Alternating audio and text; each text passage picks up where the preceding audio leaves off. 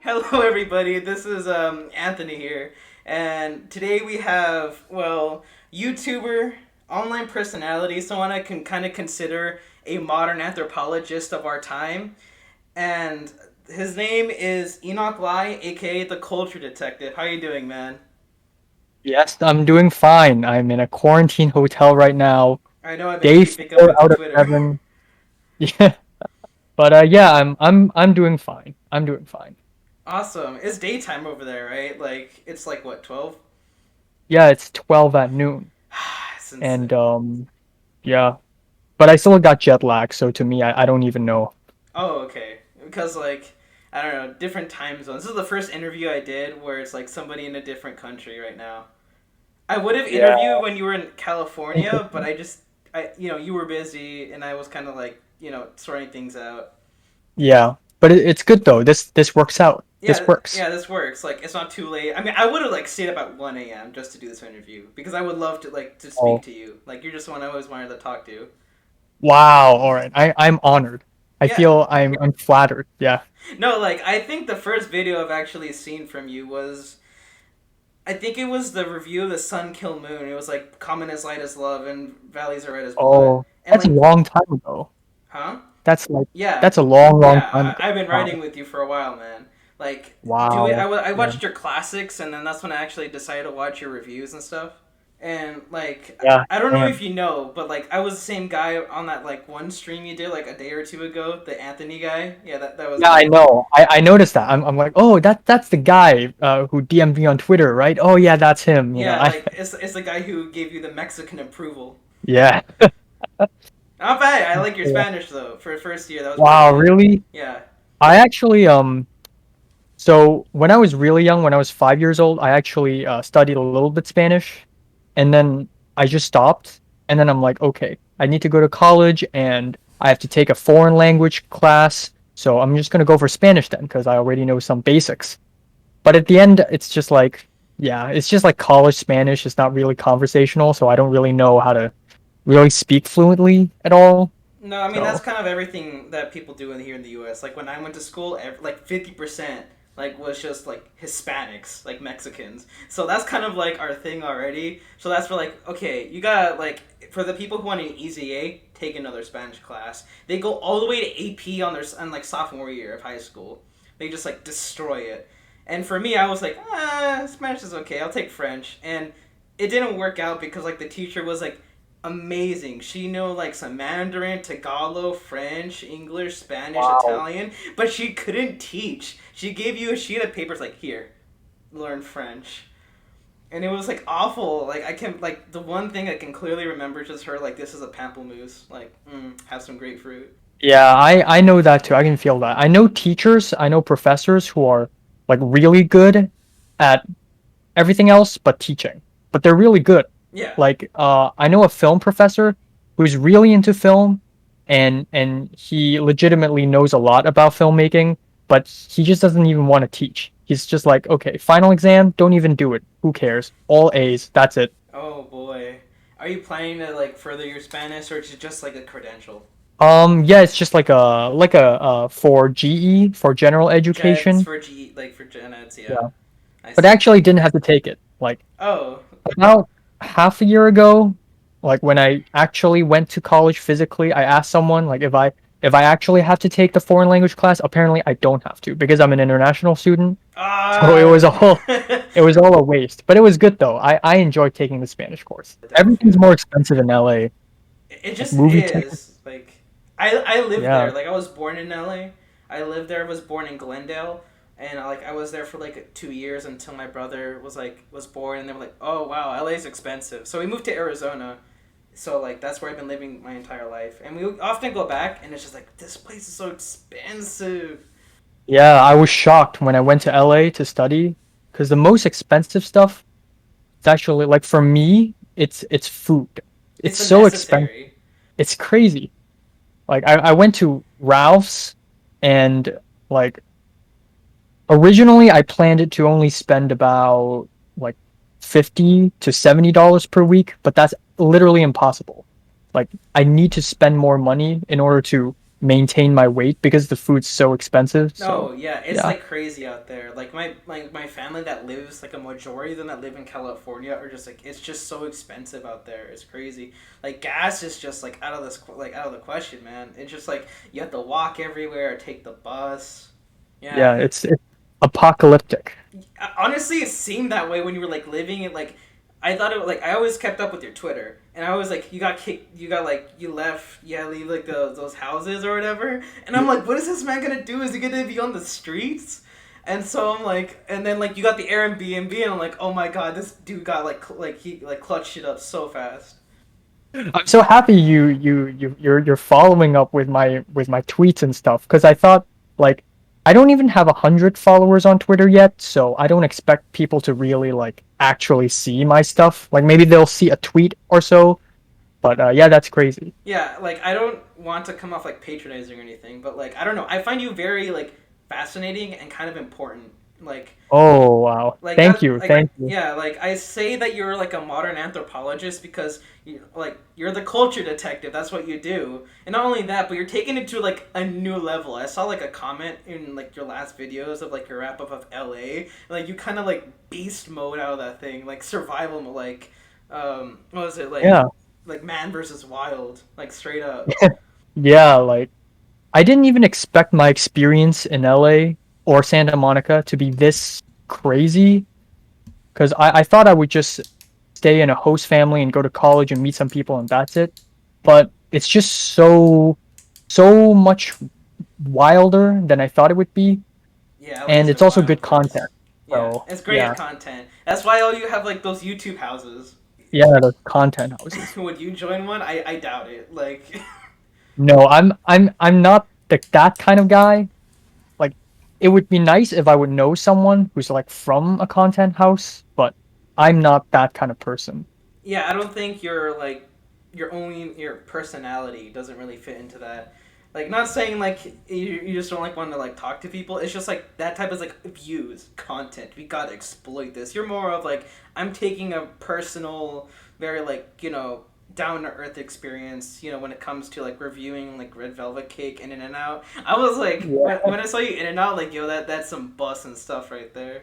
Yeah. Oh, I haven't edited my in and out video yet, but I still got two first times video, so that's cool. So I got Ben and Jerry's ice cream, and then I got In and Out. So that's Well, awesome. have you tried like animal style in and out Oh, I haven't. I honestly want to just order something basic for the first time, to get a just feel to for get the it? basics. Yeah. Yeah, but maybe next time I'll try animal style. Also, animal style is like on the secret menu or something. Kinda. It's kind of like basic. Like I don't know. Maybe because I'm a like half California, half Arizonian. I kind of like understand the menu. It's just like, yo, could I get animal style like burger and like fries or whatever? Like it's just kind of your lexicon at that point. Living there. I'll try next time. I hope the next time I try In and Out, I'm trying it with a friend because like eating it alone all the time is just like kind of sad. Oh, But for the dude. first time, eating it alone is fine. No, like when I went to college in Iowa, right? Iowa sucks. Like I'm sorry, people that live in Iowa, but like I did not love living there. It was like it was just so like plain. There was nothing there. There was one Vietnamese restaurant that was okay, like a couple Indian Uh, restaurants, but nothing else more than to do. Like instead of like looking at Grant Wood paintings or something, like there was not really much. That's why when I came back home, I felt like I feel rejuvenated. I feel like I can live my life. yeah, like speaking of like Vietnamese restaurants and Indian restaurants, I really don't see a lot of them in LA, especially Indian restaurants. Maybe it's because of Santa Monica. Maybe it's because I Probably. live in Santa Monica, so there are fewer of them there. One of the things I miss is actually Vietnamese restaurants and Indonesian restaurants and stuff like that. Like, no, I understand that, but I mean, I'm pretty sure you can find them in LA. LA is LA. Basically, is the entire world. Like, it's like Yeah. New York, like 1.2 or 1.5 or whatever. It's like Antarctica. You know, when people like go to Antarctica and they put down flags of their own countries, Yeah. so there are a bunch of small stations. LA is kind of like that. It's really cool actually because you get like little Armenia and little Iran. There's a Little Tokyo. Tarantulus. Yeah, there are two. Japan towns. There's Little Tokyo and there's Sawtell, also known as Little Osaka. And like especially across LA, there's just like a bunch of them, just all over the place, like Korean towns and all that Yeah. stuff. So interesting. Like a lot of small communities. Yeah, It's actually quite fascinating. it is. It's like little bubbles of like tiny little communities just interacting with each other, melding with each other, and like it's really like fascinating. And that like like seeing you do that, kind of just like whoa, this is stuff. And like I'm meeting new people. They like this one was it Jorge or whatever. That's a very like Latino name. Just saying. Yeah, I know, I know. Yeah, Jorge. I talk about the people I've met like they are movie characters because that's how I like to interpret them. Like an arc. Yeah, like I don't know why, because ever since I come to LA, like life has been so surreal. It's almost like a movie. It's almost like a TV show. So characters like Jorge and Pepper, like I talk about them as if they are characters And sometimes. you give them pseudonyms, right? Sometimes, like some of them, you give them pseudonyms just for like was it like not secrecy, but like just for privacy. Yeah, for privacy reasons. Like when I started doing these vlogs, like ever since my like school update videos long time ago, every single name is a pseudonym. So they're never real. So just in case if people Oh like yeah, try to like dox them, yeah, like I yeah. would be scared of that. I mean, I'm loud and proud to say my name is because my mom basically threw all of our like privacy away on Facebook. Like she's just like one of Oh, those like Facebook moms, like not like a boomer, well, kind of a like a boomer, but like she just like, hey, strawberries. Oh my gosh, I went to the market today, like stuff like that. And I'm like, if I were to like try to hide, I couldn't. My mom kind of exposed us. it's inevitable. It is It's inevitable, unescapable. especially where I live. It's a Yeah. really small. I mean, I live south side of like Phoenix, so it's kind of like a smaller community. And like comparing Phoenix to LA is a lot weirder because like Phoenix has like a whole bunch of towns or like areas like Gilbert's, Tolleson, Glen. We also have a Glendale of our own, and like no one says like, hey, we're like. What part of Arizona are you from? No one says I'm from Glendale. I'm from They say I'm from Phoenix. Like it's just a homogenous like thing because since it's like super flat, like in Minecraft, it's just like super flat, and so everything intertwines Yeah. together. Like the border between another town is basically a stoplight or something. And like this could be argued, but people living in Phoenix only see two other cities as important. Flagstaff and Tucson. That's all that matters. And like everything else is just a vacuum. Flagstaff? That's the name of the other city? Flagstaff is where the Grand Canyon is. Wow. That's a really cool city name. Yeah, Flagstaff. Flagstaff. Oh, there's a one Yeah. called Sedona. Sedona. That's Mm. a very like I don't know Americana name, and it kind of matches that because what happens is that we get these people called snowbirds, which are just like wealthy, well off like elderly people or people like in their 40s, and what they do is that they live in like the north or like somewhere else in America, and when it gets cold. They come down to Flagstaff or Sedona and live here since it's like a lot warmer. It's like 80 degrees or 70 degrees during the winter. Yeah, America lore. It is America lore. And Yeah. Tucson, like, oh, go ahead. No, I was just gonna say, like, there's so many places in the US I haven't been to, like Phoenix. I wish I could go there, like, someday.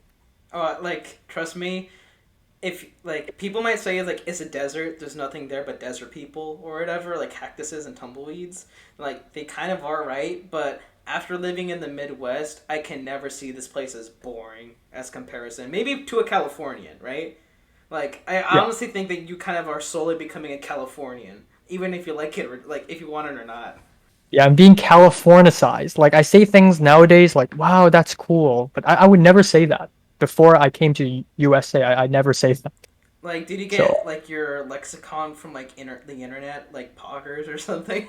I don't even say poggers. So, I know people like my friends who are Hong Kongers who say things like pog and sag and all that stuff, but I don't Sag. I I don't never say heard that. Sag.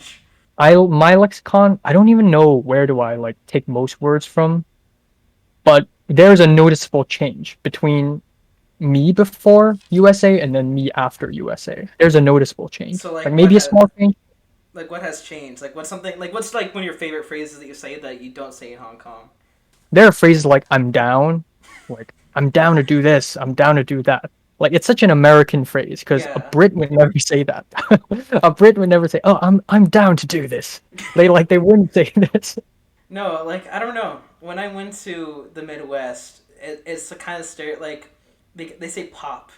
It's kind of like a big argument there because in the Midwest they say pop instead of soda, Oh, and they so that's weird. yeah, like people like dog on them for that, and I think it's kind of funny, but like it's like the thing with Arizona is kind of like this one thing that doesn't really have an identity, and it's kind of cool in a way. Not where it's like there's nothing there. Of course, you have some characteristics like I don't know, dust storms, hot weather, people are terrible drivers or whatever, and like that builds character, but enough character to be at California, New York, or Houston, and people here like it's not really an identity. It's like something you get to cultivate yourself, and that's something I kind of want to do. Like maybe put Arizona on the map because the only other artists that I know that are from Arizona are just injury reserve, but I think they went to Yeah. California and moved there. Yeah, I think that's really important to have your own identity, your own cultural identity, and to sort of manifest that. I think that's really important. No, and I that's one of the reasons I find you so like I don't know fascinating. You were just so proud of being a Hong Konger and like doing that during film and talking about that. And that's when I asked you one of those questions about like I kind of want to do a collaborative video where we go over like 5 films you think is important to Hong Kong cinema because I want people to do the same. Like Yeah. this Retablo thing is just for I don't a personal like I don't are you familiar with Frida Kahlo? Like Frida Kahlo? Oh, Frida Kahlo, The yeah. The Mexican painter. Mexican Yeah. painter. Yeah, I know that.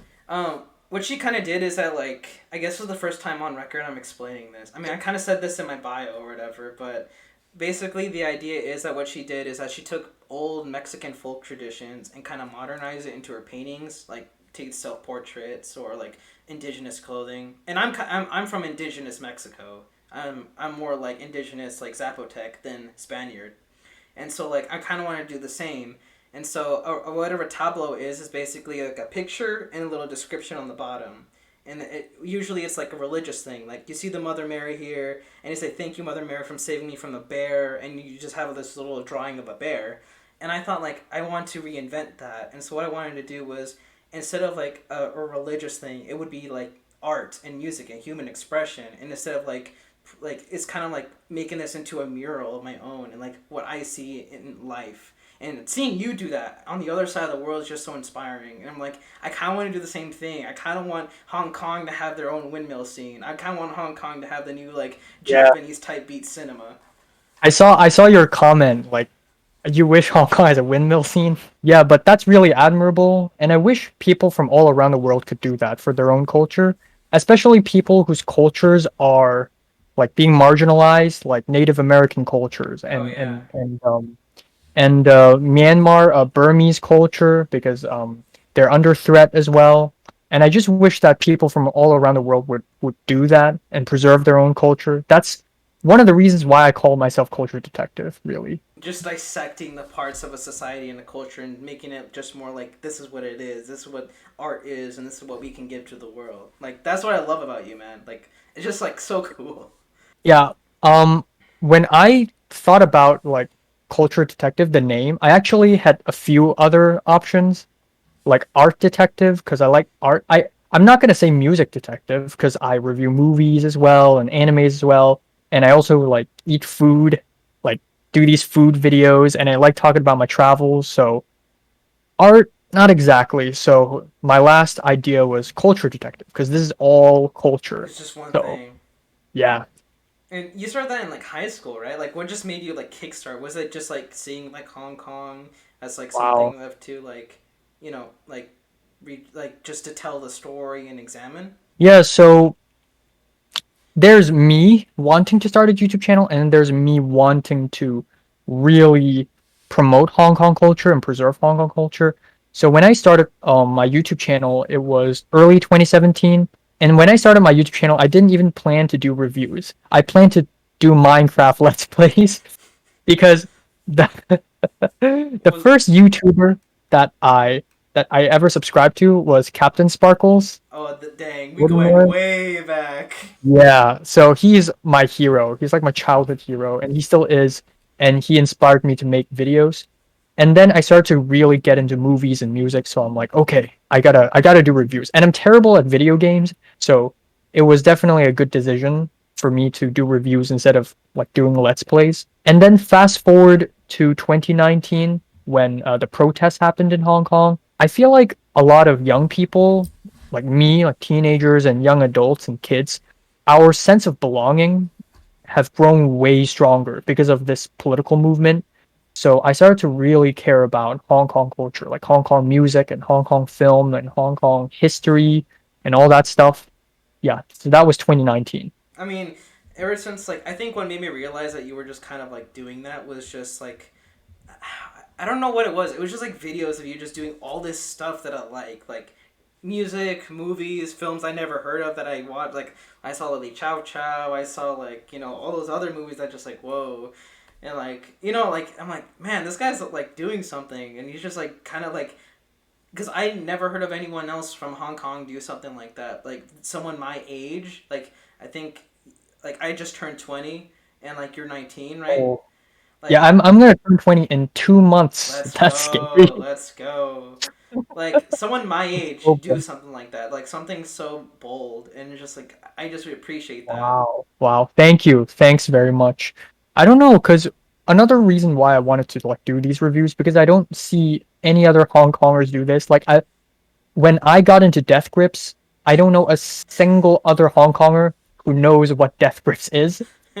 And I like it when I got into Death Grips, I was like 16 or something, like 15, 16, and I'm like, yeah, like haha, Was that I have a very obscure music taste. So I had that attitude sort of at the beginning. I don't have that attitude now, but yeah, like I said, like one of the reasons why I'm doing this is because I don't really see any other Hong Kongers do this. So and that's kind of I feel the same with Arizona. I don't really see anyone doing something that like this. And was that all because like that was the first time you seen Fantano? yeah, Death Grips, Fantano had introduced me to so much music, actually. I'm not even gonna lie. Like I found out about Fantano when I was really young, like before I even started the YouTube channel. And at one point, 90% of all the music I listen to is all like Fantano core, like Death Grips, Fantano. Swan, Daughters, Brockhampton, Fleet Foxes, Algiers, Proto Martyr, Car Seat Headrest, Eggwag Noda.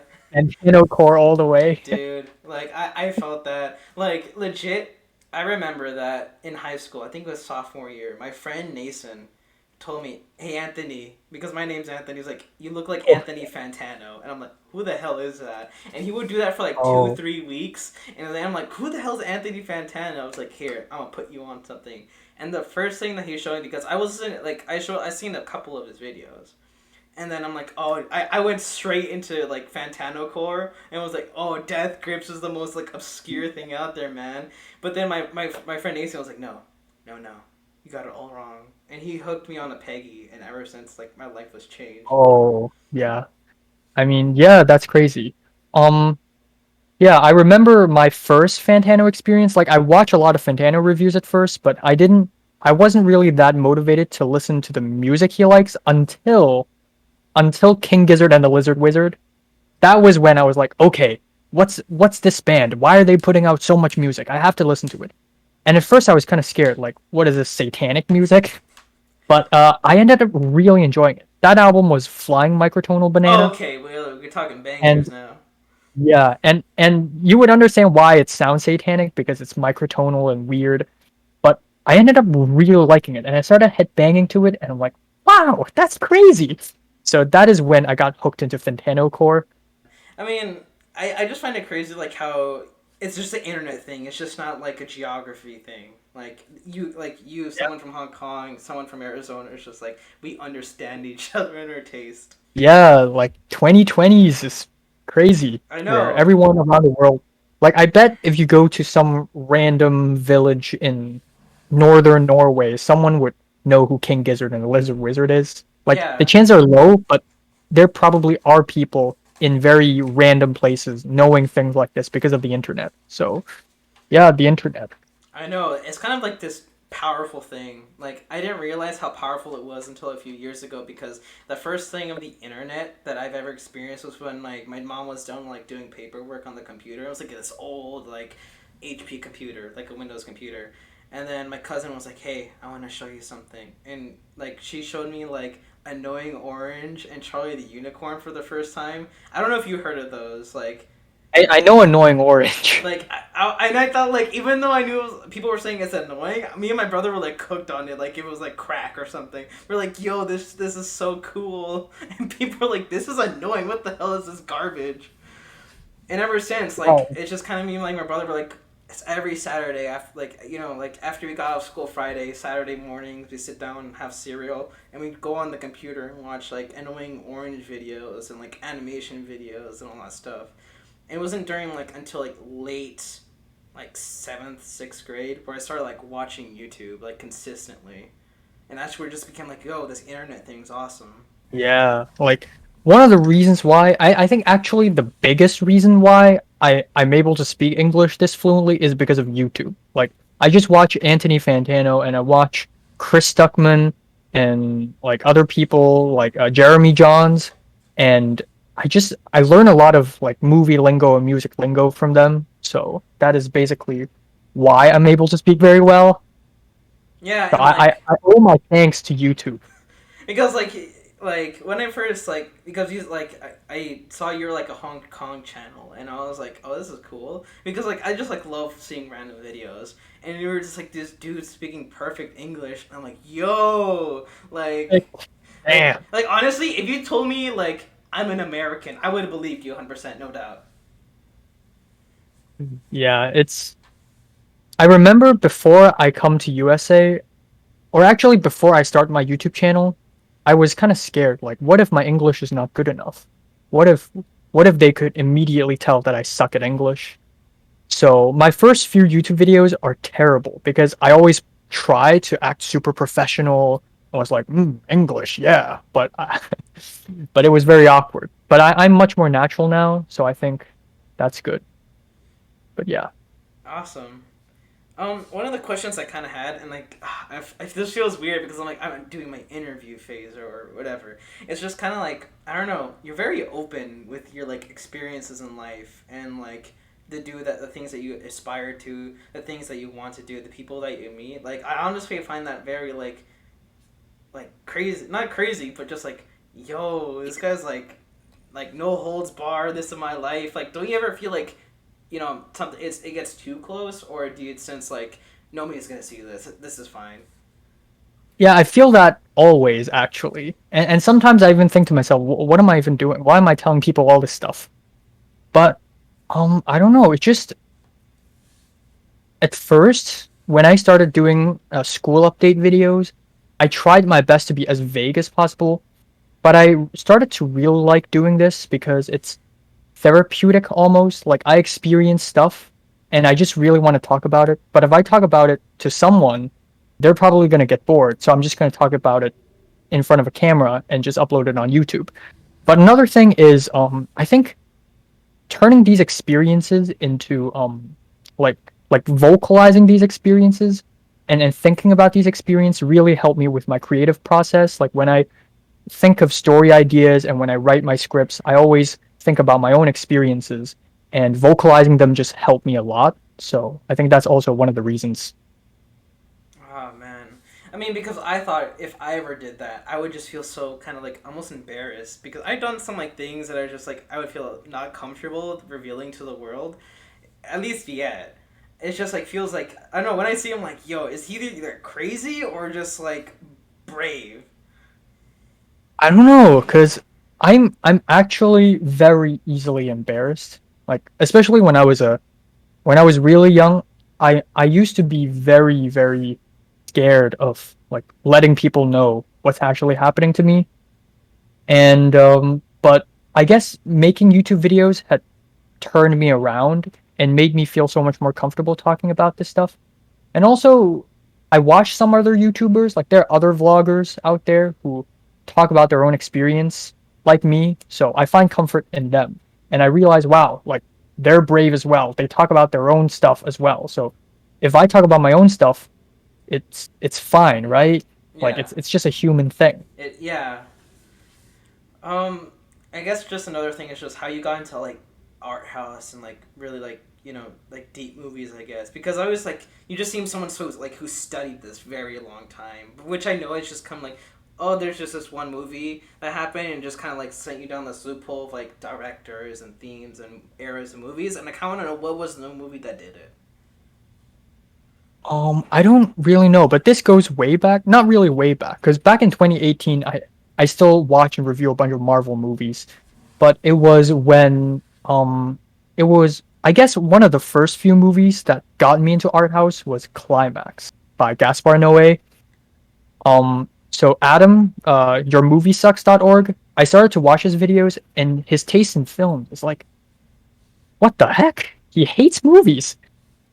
So I really paid attention to what sort of movies he like, and I started to get into art house because of that. And I guess another reason I got into art house cinema is because I found out about Criterion Collection, this weird artsy thing that everybody's talking about, and it just led me into a rabbit hole of a lot of artsier, more obscure directors. Yeah, and that was when I started to like not care for IMDb because IMDb is like mainstream. Now we got Letterbox, so Yeah, I mean my transition into art house, yeah. that's interesting because like I just see you like do these like really like artsy movies and everything. I'm like, whoa, because I think the first time I ever got into like an art house film, I don't know, if it was considered art house was like Moonlight, and like there was something about that like movie that was very like evocative and emotional, and like I don't even know what it is even to this day, even though I saw like 4 years ago. It's just like something like that moved me, and I'm like, whoa, what's this type of movie? Because it's not like you see that in a Hulk film or like I don't know, some other movie and it's just like something very personal and I really enjoy that and so when I see that in other films it just like makes me want to go even deeper and just make something similar because I want to make films too, maybe not like a full director or anything, like I'm not an aficionado, trust me man, like you could like tell me who directed this Marvel movie, I can't even answer that, like it's just something I always thought was interesting and just like the medium itself of like recording, like because I'm very into music. I would say music is my like number one. Here is a really bad acoustic bass right next to me, like, Ow. and this is an amplifier. I don't know if you saw that. Yeah, I can see that. So That's yeah.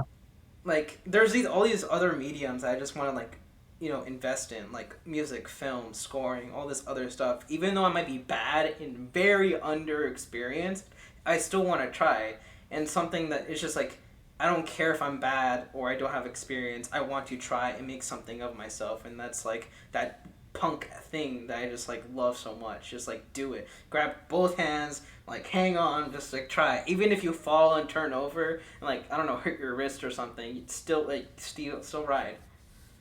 Yeah, I totally get that because I'm pretty much in a similar position as well. I don't have a lot of experience in filmmaking, but I love movies, so I'm just gonna try to do it, even though it sucks, but at least I've tried. And also, when you're talking about Moonlight, I also remember Moonlight being one of the first few art house movies I've seen, and one of the first few movies that I watched that made me go, "Oh wow, it's this movie is weird, but I like it somehow. Yeah. Why is that?" So that's really cool. I think that's one of the reasons why A24 is so successful because it finds They a just feed middle into ground. that. They just like it's like kind of Yeah, mainstream, kind of artsy, but they just like it's yeah, perfect for something to be consumed like pretty easily. yeah. Same goes for Hereditary.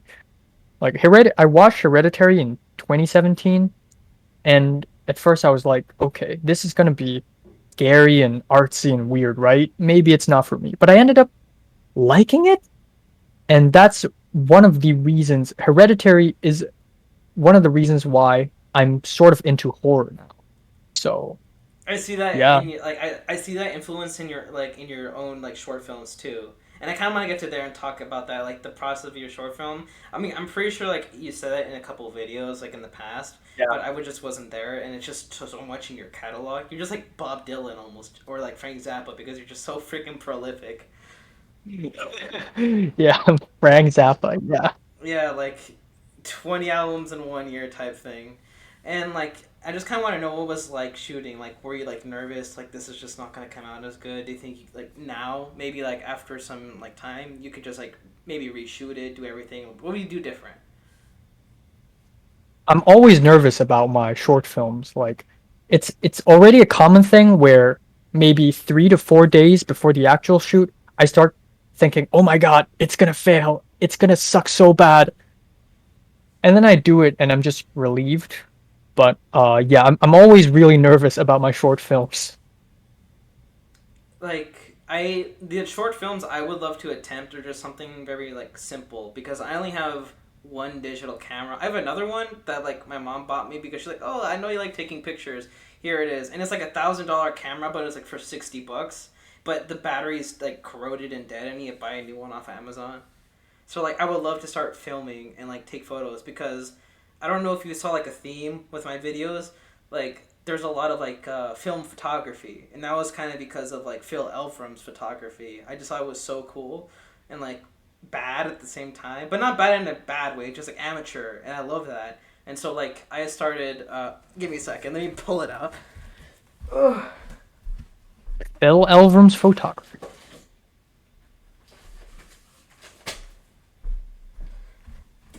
Ugh. I actually bought my own like film camera, and not to be a hipster, I hate that label so much. But like I just enjoy the medium, and I just kind of like started like even before like film was popping off. Wow. Like yeah, like this is not even full, but like these are pretty cool photos. Like I like to say to people, I was there before the hipster thing started because in high school, I had a really bad Android phone and it just like broke. And so like all my music and my photos, like taking pictures were just gone. And so out of necessity, what I did was I got my grandpa's cassette recorder, dubbed a couple songs on there, and like took it to school and I got a disposable camera and started taking pictures. And people just thought like, look at this pretentious like little dude or whatever. And I'm like, no, it's out of necessity. I just can't. My phone's dead and I can't do anything. And then that Yeah. happened for like a couple weeks until I ran out of money for disposable cameras and like more cassette tapes. So that kind of died, and that was right when like the whole vintage thing just skyrocketed, and like people were just like like oh snap like take a picture man, or like cassette tapes. Let's get a cassette version of like Igor or something. Pop it in there, and I was just like I don't know. It feels weird because I feel like I was like maybe like an old head or something. It's like I was there before all of you. OG. Yeah, basically Yeah. like an OG. Because even when I was like 10, I got my grandpa's little cassette tapes and play like really old sad Mexican music like on on a Wow. cassette player, and I was like I just fell asleep to that. Even before that. Oh, this is going to be some deep lore right now. Funny enough, I didn't listen to music at all in my childhood. Like the only thing I listened to in my like infancy or growing up was my mom hooking me on like Kate Bush, Michael Jackson, Prince, Stevie Wonder, like a bunch of R&B pop stuff. Like she Good had great taste. taste, but like I really Like, didn't like look too far into it until yeah, my like mom never really. Oh yeah, you go no, go ahead. ahead, go ahead. Oh, I was just gonna say my mom never really hooked me up to any music. Like neither of my parents did, because they just expected I wouldn't like what they like, because they like a lot of 70s and 80s Hong Kong canto pop, but the new generation, the millennials, the Gen Z, they like the new American stuff. So I was never really like hooked up to like old Hong Kong music. So yeah. No, like it's kind of like a generational thing. Like but I feel like sometimes I kind of branch to a generation before that because I always listen to the cassette tapes or even like a 8 track that my grandpa had of like really old like Mexican like folk singers or like pop music or whatever like vocal pop from like the 40s. And so like I will listen to that all the Oh, time, but like whatever. But that was I realized like how weird it was because like in middle school people were asking, "Do you know Bruno Mars's Grenade or whatever?" And I'm like, "I don't know who that is. I don't know what that song." Yeah, like Bruno who? I was like, "Who is yeah. that?" And they were like talking about like Britney Spears and Ariana Grande, and I'm like, who are these people? I don't know who you're talking about. And they would think I would be weird because when they said, what do you listen to? I'm like, the FM radio. Like when I would jog, I would just put like my aunt gave me this like the first like iPod Nano, and I would just always like scroll through like the radio and be like, oh, meditation music or like how to get a better diet. Hell yeah. Jumping back to your last point, when you showed me your camera and all that stuff, like that's really awesome because I don't even own a camera myself. Oh, And I'm planning to buy one like very soon, but I actually don't even own a camera. And it's really weird because a lot of like film students I know, a they lot have of like my a classmates, collection already. yeah, like they got cameras. So this other guy, my classmate Christian, he has a camera and he used his camera to film my short film. And then Pepper, that girl, she bought a film camera when she arrived in LA. So that's really cool. And I just see him taking photos and it's like, man, I want to do that too. I want to have my own camera. So I always take photos with my own phone. So Yeah. and it's an Android phone too, so it's gonna break at some point randomly. Death um, is near. like those type of mediums are just I don't know. They're like the way that I saw it was like I saw it as what it was as a medium and not kind of a fad beforehand. Like that's how I perceived it. The only reason I bought this camera was because I saw like a really old photo, if I can find it, of. Sorry for getting up so much. Where It's is it? fine. I had a couple family passings during like COVID, and so like during like 2020 and 2021, and we would always go through like the picture books, like the old photo books that they use with their film cameras, and there was a couple of photos that like I saw and I was just like amazed by the depth like that film has. Like it's almost untouchable. Like digital almost cannot replicate that. And one of the pictures was just like my grandpa playing his guitar for me when I was like a little kid, and so like I don't know, for me that was very touching, and so that was kind of like the reason I wanted to do it. I wanted like when I get old, I have this entire collection of photos. Like this is my life. I documented it. If I was given a camera and I had to take still photos, they would probably suck. Cause I only recently realized that still photography and like filming video is so different. Like even film cinematography with a moving camera, not really moving camera, but motion picture versus still photography are extremely different. And so for USC, to apply to USC, you need to provide your portfolio, and you can also add photos in your portfolio. And I thought to myself, maybe I could like select some of the best photos I've taken with my own Android phone and give it to USC. And then after seeing other people's photography, I'm like, okay, I'm not going to do that. My photos suck. I might not know what I'm like. I'm guessing there are like photos that are kind of like touched up, like edited for a portfolio, like for it to be looking professional, right? Yeah, but also like still photography is not, I don't know, it's just a lot different from filmmaking because filmmaking is like a synergy of music and like acting and performances and sound, but still photography is like it's so much more about like form than content, I Oh, guess. So yeah. I actually have a lot of photos from like last year before I came to LA. I went to a lot of temples and took a lot of temple photos. And I thought to myself, damn, like these photos look really good because the temples look really good. But that's wrong because it's not supposed to work like that. A photo is not good because what's inside is good, but how it's taken and why it's taken is the reason why a photo is good. Or at least that's how I No, interpret it now. So yeah, still photography is something that I n- haven't really like no, I grasped agree. yet. Like, there's something about like the moment that matters and more of like what's preserved, right? It's kind of like why Yeah. you took this photo, when you took this photo. Like, is it just like it's not about like what's in it. Like, it could be a beautiful painting or a beautiful portrait, but the reason behind that portrait is because it's a family member or it's like somebody that you love, and that just like that honestly is the like more the meaning of like what it actually is.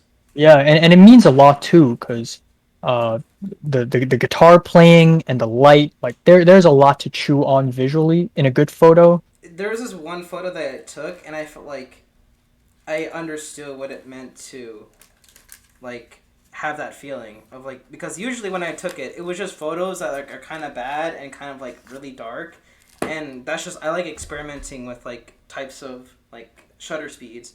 But one of the photos that I took that legit just like made me feel like how this felt was when I took a picture of my brother when we went to Chicago, and like this one photo just made me feel like I did that, and like it was just like taking that because we were excited to be there, and was just very happy, and like he was really glad to like look around.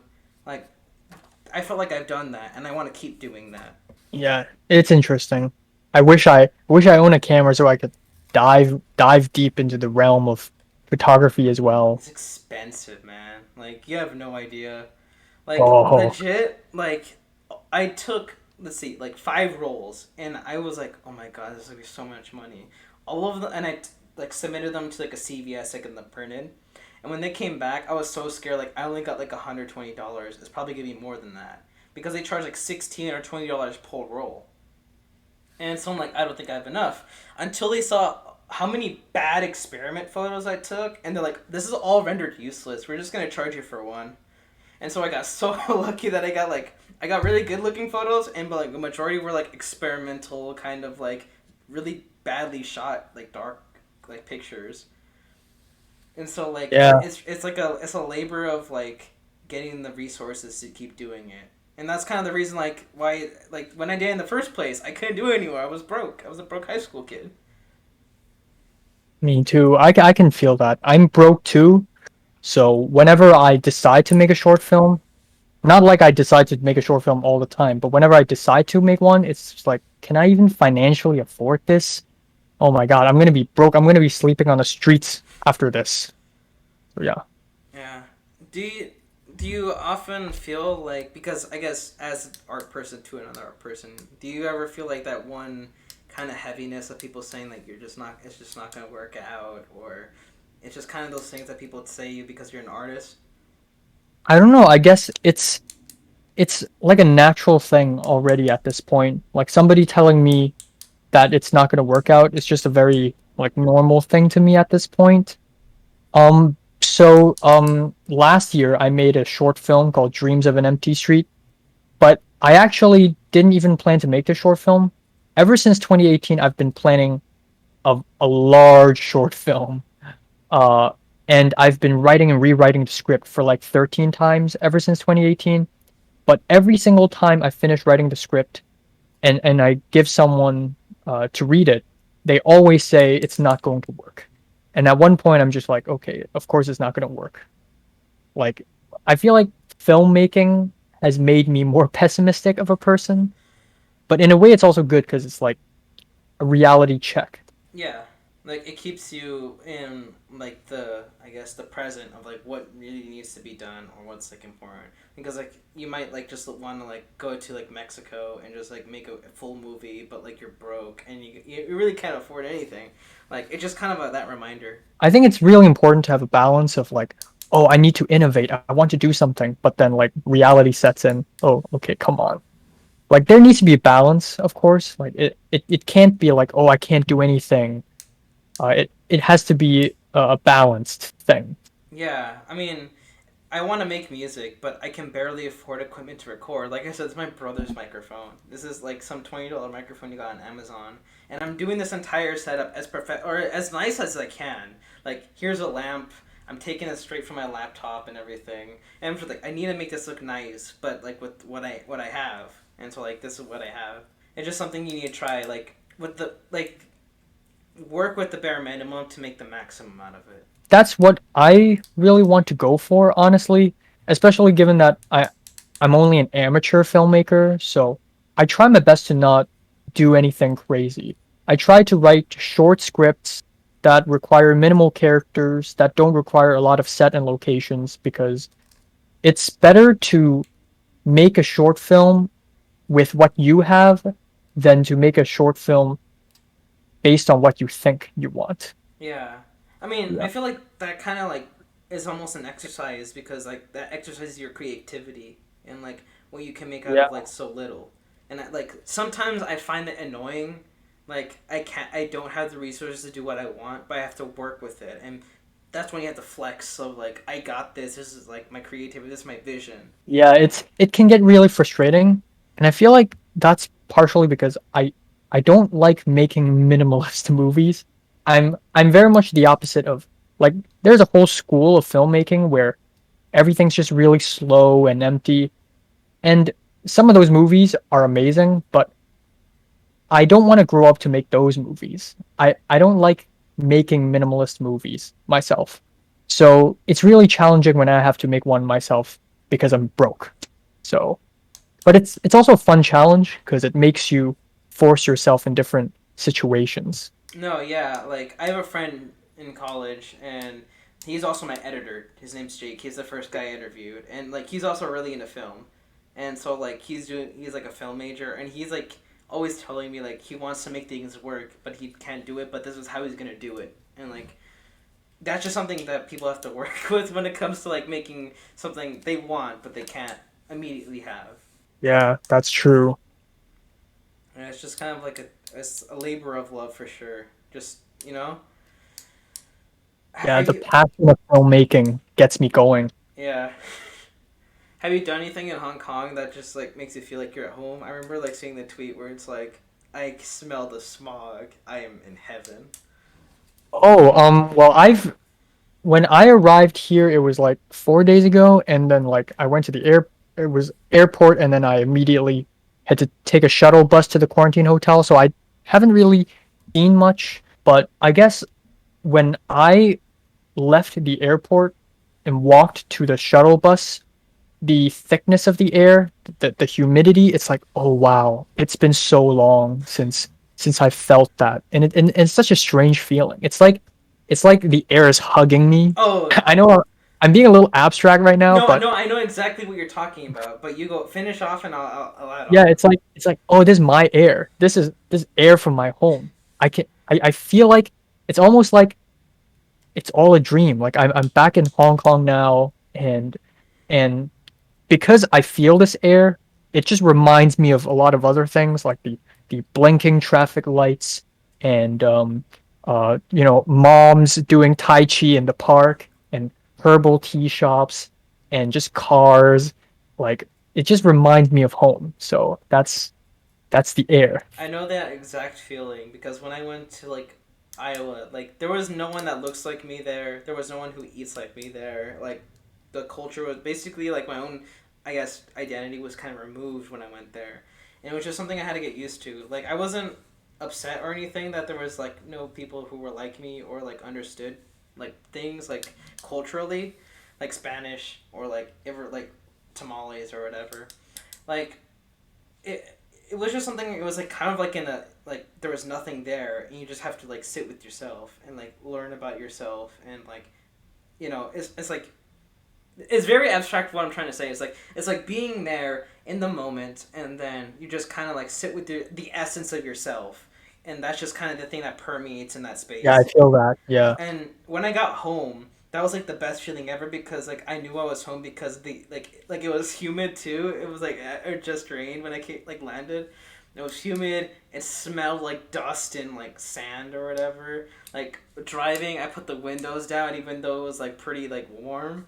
And I'm like, ah, Arizona, I missed you. You went to Iowa to study? Yes.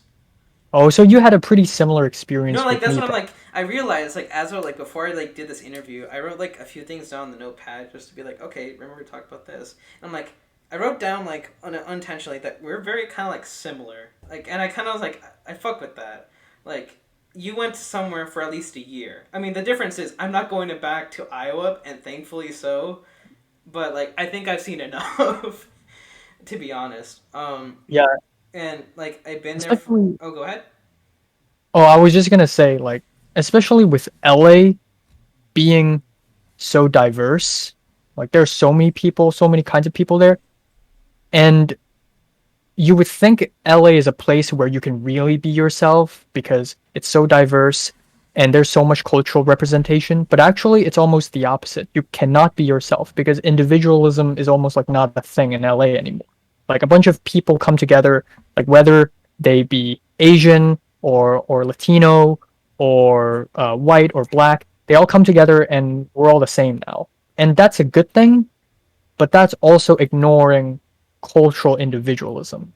So And it's kind of yeah, like seen as like kind of like a token thing, like oh you're Mexican, so like like enlighten me or whatever. It's kind of like ooh, like it's almost like having a mythology behind you that like that is like very personal, and to them it's like very attached or whatever. Like it's like I don't know much about Pokemon, but it's almost like Pokemon types. Like, oh, you're water, yeah, oh and everybody just walks around wearing that like that token, that badge, because it's very much based on, especially in America, it's very much you always judge someone by their skin color because skin color is so it's such a thing in America.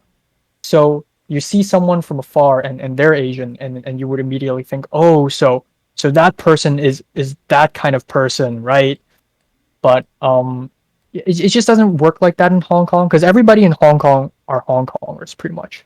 So you oh don't really judge yeah someone by their skin color.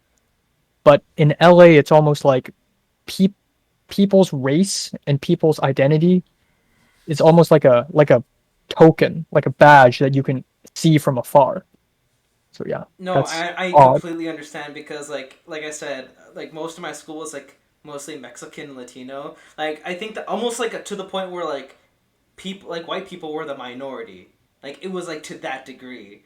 So like when Yeah. someone says like I'm Mexican, that's just saying, hey, I breathe. Yeah.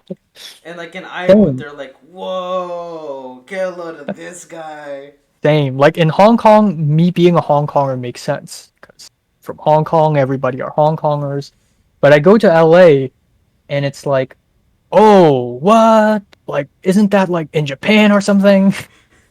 And it's just it's so it's a weird feeling. It's so out of body. Yeah, Like yeah, people don't judge me by what I've experienced, but now I feel like a lot of people in LA judge me simply based on the fact that I'm a Hong Konger. yeah. So yeah, No, I feel that. Like being in Iowa just made me feel weird about like who I am because it was like I don't know. It felt like people were like, "Oh, he's a minority," so like it's not like they treated me. I mean, not differently. It's just it felt different. Like the air, like it felt like the air was different. Like I was a fish out of the water type of thing, and it's yeah, just like it felt like a new environment, and probably if I do really want to stay in, and like that's why I'm just so happy to be home, and I'm glad that you kind of went home to be like I'm home again, like to relive your life, you know. yeah. I'm really happy to be back in Hong Kong, especially because now all my burdens are in LA, like uni application and social life and all that stuff is now in LA. So when I go back to Hong Kong now, like when I leave this quarantine hotel, I'm like a free man all over again, and I don't have to worry about anything, and I can just enjoy the the Hong Kong that it is. Like even though it's like not a very great place right now, but I still get to enjoy. So that's really cool. Yeah, I feel that. Like I could finally have like sit down, like talk to my grandma and like peeling some like hikimas. Or like I don't know if you know what that is, but it's like a radish, but like something we I eat don't know with what that lemon. is, but It's like a Mexican radish, but like it's like almost sweet, kind of neutral tasting, kind of tastes like a water, and it's just crunchy. You put like lemon and like chili powder on it, but like that's something you only have at home, and you feel like happy. You feel like I'm me again. yeah, I really, really feel that. Especially how like Chinese food in LA, like speaking of food, like Chinese food in LA is basically like the average, the basic stuff, like dim sum and fried rice and chow mein and whatever. But it's not like the real deal. This is Yeah, what I've learned after traveling to like several countries is that there's a food that people always talk about, and then there's a food that's the actual food. Like yeah. It's like for Japanese food, the perceived thing, and what it really is. yeah, like for Japanese food, a lot of people are like, oh yeah, sushi and ramen. But actually, when I go to Japan, what people actually eat though, and like of course people in Japan also eat ramen and sushi, but there's also so much more. When I go to LA myself, I also kind of experience that, and that is, oh, this is what they perceive as Chinese food. That is like not what I'm familiar with actually. So I'm just so glad that I can go home and actually taste the actual stuff. Yo, dude, you have when I went to like you know Chipotle, right? Yeah. I went to Iowa. They had no like authentic Mexican restaurant, or like at least like to the point where it's like they're like not like handmade, but like you just feel the soul into it. And I went to this place. My friends were telling me like, "Hey man, you ever heard of this place called like Poncheros? I'm pretty sure you'll like it." And like, it was kind of like a Chipotle but worse.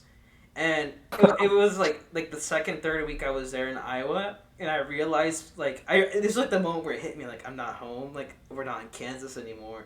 Was when I told the person in Spanish like, can I get a burrito with like green salsa on it? And then I'm like, what? And then I'm like, oh That no. sucks. And That when I got sucks. my burrito, it looked like a fat dumpling. And I was like, what is this? Like, I'm like, are you kidding me, man? It just like it had little riffles. It had the shape of a dumpling. I'm like, what is this? Yeah. Like when I'm in LA, I always like even if somebody is Chinese, I always speak to them in English first because maybe they don't even speak Mandarin. Maybe they don't even speak what they seem to speak. So it's just like, what if I speak to someone who seems to be Chinese, but actually is Chinese American, thus only knowing English? Like it's gonna be awkward. Oh So yeah, yeah, I know. I feel that. Yeah, it's kind of crazy. Like I noticed this. I like watching your videos. Like, I don't want to be like, yo, that's totally me or whatever. I hate like to say that, but like I feel you, man. Yeah, man, I feel you too. Yeah, like I don't know. It was crazy because I kind of wish I was there in LA because I'd be like, don't worry, bro. Like it's gonna be all right. Just like keep chugging. Hilariously enough, though, like there are a lot of actual like Hong Kongers and Chinese people in East LA, like Monterey Park and Alhambra, and there are a lot of actually like I won't say 100% authentic, but but definitely way more authentic than like average Chinese food in that side of LA. So that's pretty cool. But yeah, that's super far away from Santa Monica, so Yeah, that's kind of like sad. driving in LA is a chore, especially with traffic. I don't know if you experience traffic. Have you? Sort of. I don't drive, but I'm pretty sure I've already talked about this in my vlog. But when I and my friend Christian went location scouting for my short film, we were on the highway, and it was like, oh my god, is it traffic again? Now, come on. Yeah, like LA is notorious for the traffic, so like that's what I'm thinking. Like I just got my license, so like if I ever drive Oh, there to see family, I'm just gonna be like, time to pop in a CD, you know, like get some. road rage. No, I'm a very chill guy. I'm the last person you get to get road rage. Like I see people like yell like why are you doing this or whatever, and I'm like in my mind I'm like, why are you yelling at this person? Like of course they messed up or whatever, but I'm not gonna scream at them. Like we're all in this like huge metal caterpillar. Maybe traffic would be a huge problem when I do get my driver's license. But so far, I think transportation in LA is already terrible when it comes to like buses and the metro. Like it Yeah, just sucks so bad, especially coming from a Hong Konger, because this is when I start to realize, wow, transportation in Hong Kong is so good yeah, in like comparison with LA. imagine in New York, man, it must even be worse. Oh, well, at least New York has underground metro that a lot of people constantly take, right? I haven't even been to New York, but New York's, I don't know, like at least it has underground metro, right? Yeah, it has like the subway system, but it's like very crowded. Yeah. You know, I could say from experience the Chicago one is like, and I haven't been to New York, but it's pretty bad. Even worse than LA, like transportation wise. No, I think that's being too nice to LA, honestly. Like it's just kind of like they're like let's say you plan a trip for a day, like 40% of that trip is just transportation alone. Yikes. Yeah. If I had to do like these solo travels in LA and Chicago and other places in USA, 50% of it would just be me in a bus or something. Question, like do your roommates like think like why is he talking to himself late at night, like kind of like pacing around the room or whatever? Like have they do they know that you're a YouTuber or something? I hope not. I don't know because they have never asked me, and they have never told me that they hear me talking to myself, but I think they do because I speak loudly, and also like walls in America are just very thin, so it's very easy to hear whatever your roommates speak, whatever your roommate's saying. So I suspect that my roommates know, but they're trying to hide from me that they know. Like, what about your uni friends? I think you said one of them like saw it, and you're like, no. Oh yeah. Potter saw it. I accidentally showed it to him. Oh my god, that was so terrible. Like I was trying to recommend music to him, and I talked about Midair Thief, and then my review shows up, and I'm like, well, oh no. I tried my best to act naturally, Like scroll fast yes. by it. Like it wasn't even like a scrolling thing because it was like a suggested video, Oh, okay. and it wasn't like at the side. It was like right at the center. So yeah, it was embarrassing. But and what's even worse is that Potter never asked me, "Hey, is that you?" Like he never asked me. So there's a chance that he did recognize me, Just didn't ask. but he's purposefully hiding from me that he knows.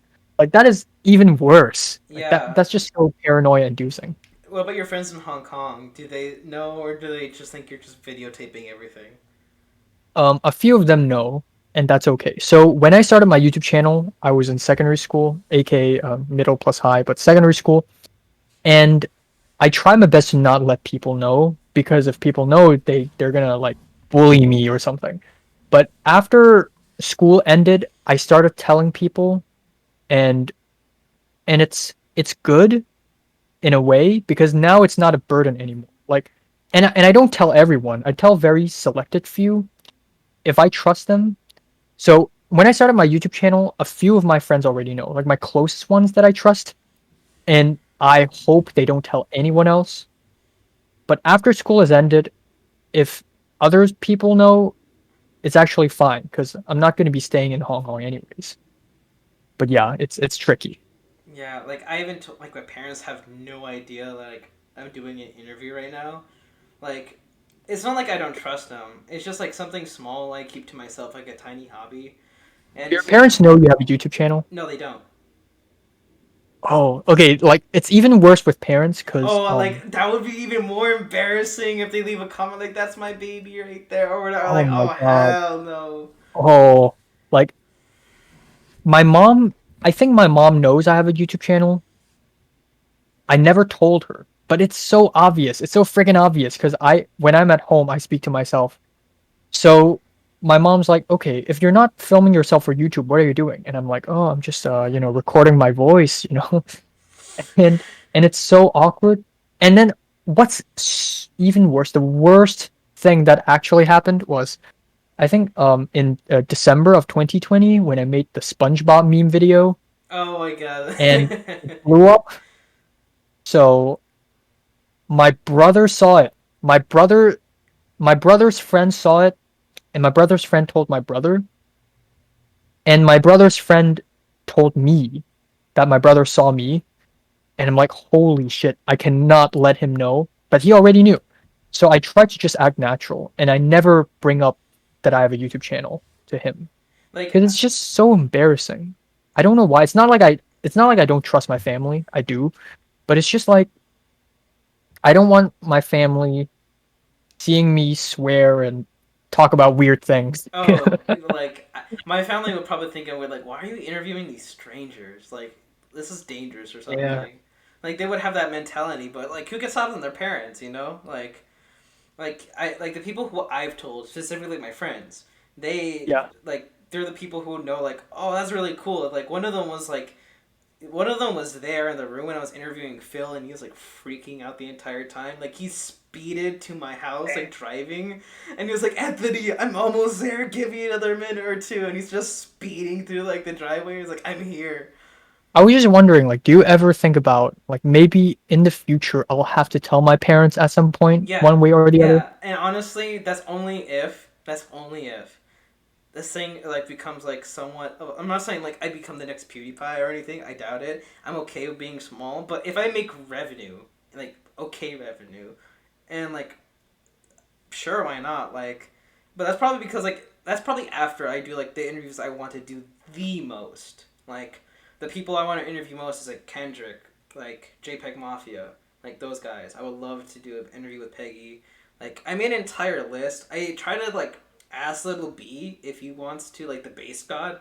I asked him if he wanted to like do an interview, but I think he like he hasn't gotten back to me yet. So have any of these celebrities like gotten back to you? Well, okay. I still need to send Black Midi. I sent Black Midi one way back in March. Like, but like, there was no response, and I feel like since like Hellfire came out, I'm like, okay, I should ask now. Same with Black Country, same with Peggy, especially Kendrick. I mean, I'm pretty sure for a fact I'm probably not gonna get it, but it's worth a shot. Yeah. Like, yeah, I would totally love to like interview all these people, and not even people from like music, like people from film or people from like other parts of like the world. Like there are some YouTubers I would like to like interview, like like I know they like there's this thing I want to do like a video coverage is like this renaissance of like cooking channels on YouTube, because like that's just like something that happened, and I just like want to interview those guys and just be like, hey, like this is kind of like interesting movement right here. Like this hasn't happened in like a long time, because basically cooking channels before that was just like old moms like this is how you make a casserole. Yeah, like Adam Raguzia. Yeah, like Like Adam Ragu, or like it was like Lisa, like Beryl Javisky, like Matt the Cook, like all like Golden Gully. I kind of want to interview him. Like those guys, like like I think what separates them from like everyone else that wants to cook on the channel is like they have like celebrity, and that makes them kind of like different.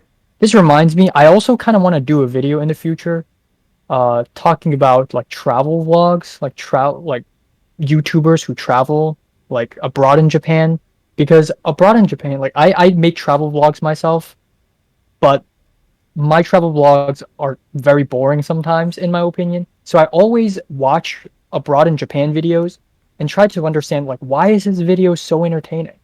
So that's that. So like something like a trash taste or something, right? Yeah. Like I don't know, like travel vlogs, like travel YouTubers come in a lot of different types. Like there are YouTubers who just film themselves walking 4K in the rain or something like that, and that's kind of boring. And then there are travel YouTubers like Drew Binsky who are like super edity. You know, they edit their videos a It's like a lot tiny to a film. point where it doesn't even feel realistic anymore. Okay, now talk about that meeting. Yeah, so we're talking about HKOS gathering. Yes, like I saw that and like there's a moment happening right there, because like when I saw that I'm like something was born and something is happening and something is growing, and I want to be there at ground zero, and I felt like you were there, and so like how did that feel? It's insane. Easily the best day I've had in LA so far. Like absolutely, definitely the best. Um, and maybe I'm just being too optimistic because maybe this HKOS thing will fail. Maybe nobody's gonna come together and nobody will care about it. I don't know.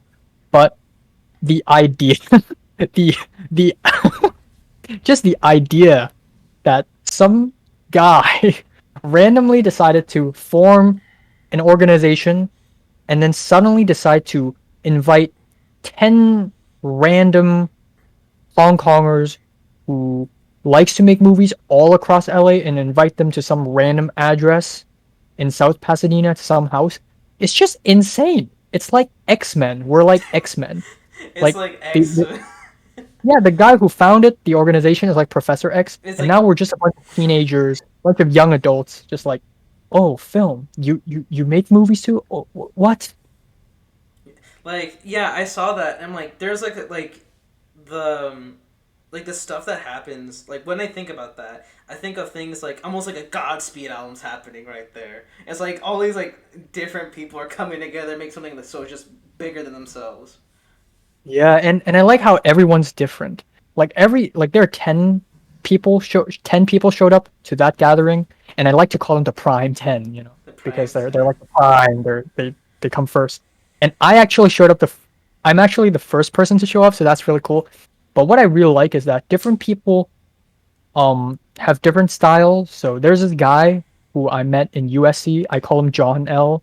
Oh yeah, Black yeah, MIDI John reference. 50. Um, um, that's not his real name, but he is studying film in USC, arguably the best film school in the world.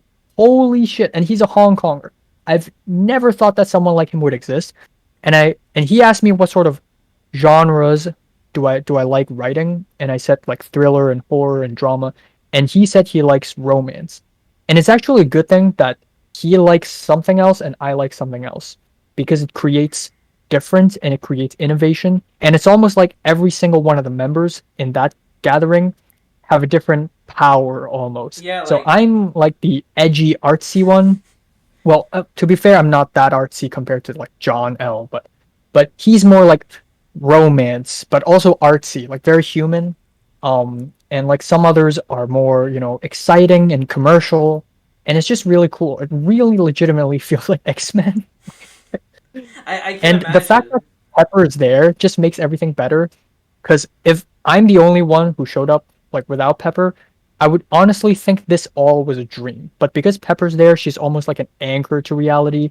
She's experiencing this insanity just the same way I'm experiencing it. So, wow. Well, now they know.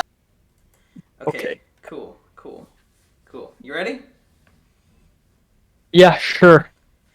Hello First everybody. interview. Oh, hold up. Oh, okay. Oh, ask your question. It's fine. No, no, you do your intro. It's good. Okay. Okay, go ahead. Oh no, it's already recording. Oh,